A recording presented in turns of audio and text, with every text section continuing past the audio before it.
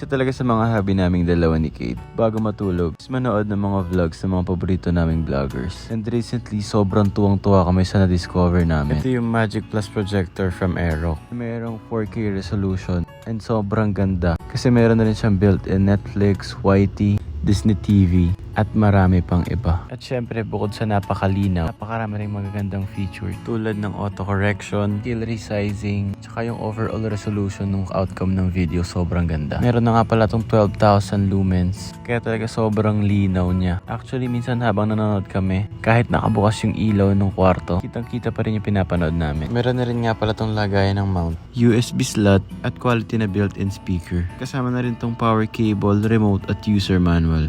Compatible din to mapa-iOS or Android na screen mirroring. At kahit gaano kalaki yung scale ng projection, hindi nagbabago yung quality ng video. Kaya masasabi ko talagang isa to sa mga favorite discoveries namin ni Kate this 2026. Kung gusto mo rin neto, pwede mo i-check yung yellow basket ko dyan sa baba. Promise, di nyo to pagsisisihan.